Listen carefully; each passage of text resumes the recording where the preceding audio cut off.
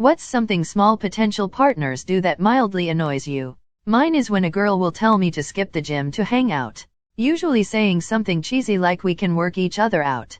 I've learned on my health journey consistency is key, and 8/10 it's a hard no from me.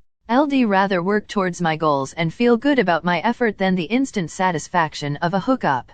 It seems to almost always throws them off when I decline the offer, but actually think it helps me in the long run. Plus if they're down to wait till after I show up with a nasty pump feeling sexy ASL haha. When they interrupt me, don't let me finish my sentence, or change the subject without acknowledging what I just said.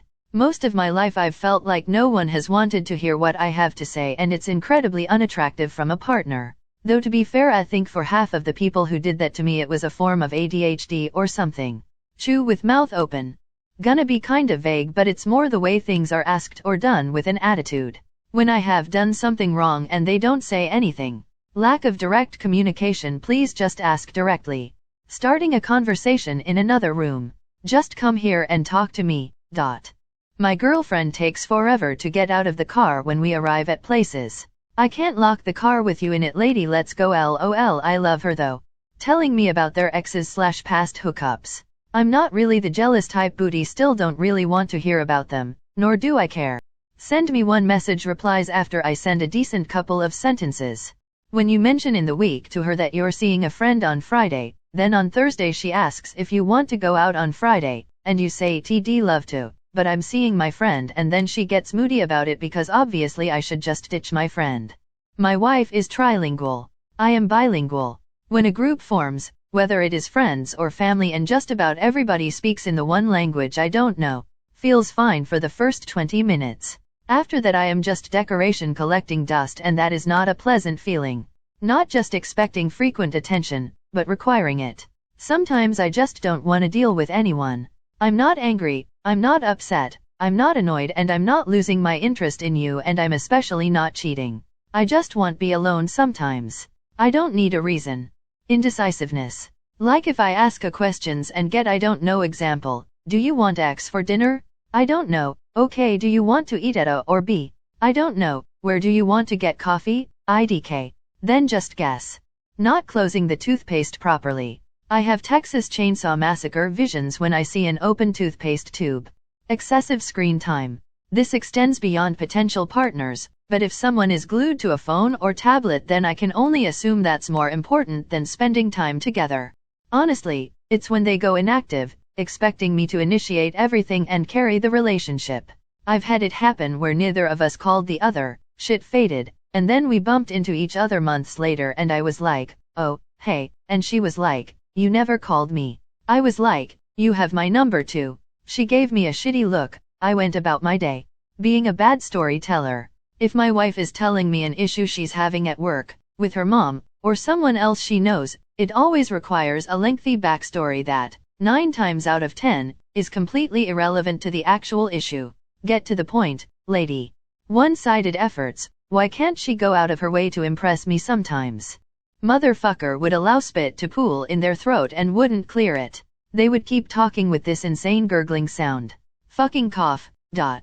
Curls before girls. G.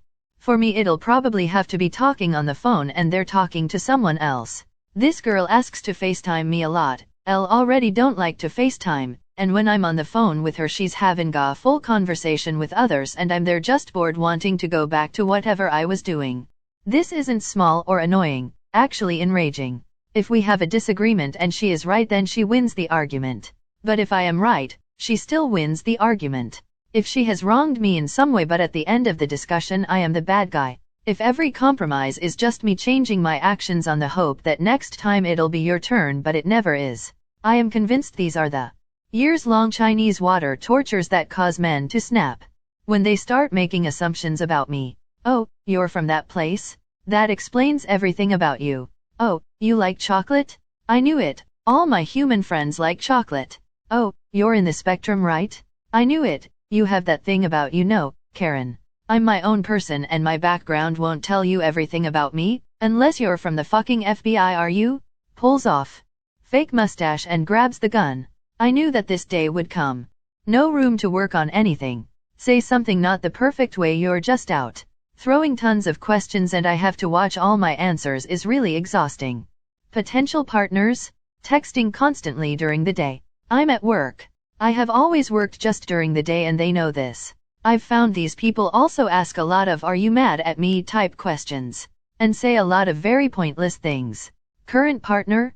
We'll be in the car, or at some event, or just walking in the city and he'll get distracted by something that makes him look away from me, but he'll keep talking while faced away. I can't hear shit to begin with and I'll always feel bad making him repeat himself. Thinking that everyone who doesn't follow every social norm is creepy/weird.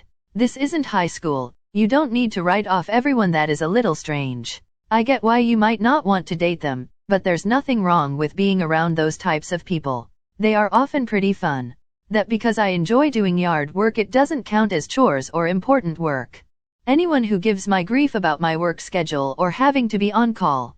I work in IT for a hospital. If I have to cancel something because I got called by work in an emergency, it's almost definitely because something is wrong that's impacting the ability of doctors and nurses to do their jobs. Sorry that I can't clock out at 5 p.m. and be done until 9 a.m. the next morning like an accountant. Taking forever to leave the house. How long can it take you to find your wallet and tie your shoes? Some of my ex-boyfriends still didn't know how to properly wash their D's, uncut, like, okay, wash the skin outside but you gotta pull the skin back and wash that part too. Most of the time, the D looked washed and when L pulled the skin back to give them a BJ fresh out of the shower, the pee smell would make me gag. I'm not gonna suck your pee. And when I tried to mention this aspect, in a very nice and kind way, they became defensive and mad. One of the breakup reasons with all of them. Constantly clearing their throat. His sinuses drain all year and God help me if he swallows wrong. Then it's the rest of the night sniffing and clearing his nose. Drives me bonkers. Yep, been lifting for 6 to 7 years and I am ironclad about it at this point. If people think they can needle you enough to get you to miss a workout they will bother you endlessly. Pettiness/extreme insecurity. When I was a younger man, I was dating a girl, and my co-workers, mostly 8 guys and 1 girl, would go grab a drink after a hard shift in the kitchen. She would ask every time who was going. At first I would just say, oh well, just my co-workers. Then she called once and heard her voice talking to a buddy. After that she would ask who specifically would be coming. Then if the one girl I wanted nothing to do with that I worked with was going to be there, she would get all dolled up in high heels and make up the works. Meanwhile here we all are sweaty in our undershirts hanging out. My ex was one of those sick fucks who would pour ketchup over the fries instead of putting it on the side and dipping it. Fries get soggy really quick that way. There's a reason she's my ex. Because cheated on me.